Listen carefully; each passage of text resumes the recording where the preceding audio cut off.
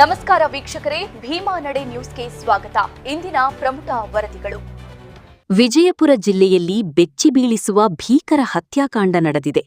ಚಡಚಣ ತಾಲೂಕಿನ ಗೋವಿಂದಪುರ ಗ್ರಾಮದಲ್ಲಿ ಜಮೀನು ವಿವಾದದ ಹಿನ್ನೆಲೆ ಒಂದೇ ಕುಟುಂಬದ 5 ಸೇರಿ ಒಟ್ಟು 6 ಜನರನ್ನು ಬರ್ಬರವಾಗಿ ಹತ್ಯೆ ಮಾಡಲಾಗಿದೆ. ಇಡೀ ಭೀಮಾತೀರ ಪ್ರದೇಶದಲ್ಲಿ ಆತಂಕದ ವಾತಾವರಣ ನಿರ್ಮಾಣವಾಗಿದೆ.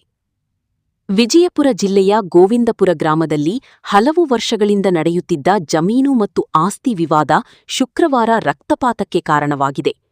ನಿರಾಳೆ ಮತ್ತು ಗೊಳಗಿ ಕುಟುಂಬಗಳ ನಡುವಿನ ಹಳೆಯ ದ್ವೇಷ ಭೀಕರ ರೂಪ ತಾಳಿದ್ದು, ಮಾರಕಾಸ್ತ್ರಗಳಿಂದ ದಾಳಿ ನಡೆಸಿ ಹಲವರನ್ನು ಕೊಲೆ ಮಾಡಲಾಗಿದೆ ಎಂದು ಪೊಲೀಸ್ ಮೂಲಗಳು ತಿಳಿಸಿವೆ. ಮೃತರನ್ನು ರೇವಣಸಿದ್ದಪ್ಪ ನಿರಾಳೆ, ದುಂಡಪ್ಪ ನಿರಾಳೆ, ಶಿವಪುತ್ರ ನಿರಾಳೆ, ಚಂದ್ರಶೇಖರ್ ನಿರಾಳೆ, ಶಬ್ಬೀರ್ ನದಾಫ್ ಸೇರಿದಂತೆ ಒಟ್ಟು 6 ಜನರು ಎಂದು ಗುರುತಿಸಲಾಗಿದೆ. ಘಟನೆಯಲ್ಲಿ ಇನ್ನೂ ಕೆಲವರು ಗಾಯಗೊಂಡಿರುವ ಮಾಹಿತಿ ಲಭ್ಯವಾಗಿದೆ. ಸ್ಥಳಕ್ಕೆ ಜಿಲ್ಲಾ ಪೊಲೀಸ್ ವರಿಷ್ಠಾಧಿಕಾರಿ ಸೇರಿದಂತೆ ಹಿರಿಯ ಅಧಿಕಾರಿಗಳು ಭೇಟಿ ನೀಡಿ ಪರಿಶೀಲನೆ ನಡೆಸಿದ್ದಾರೆ.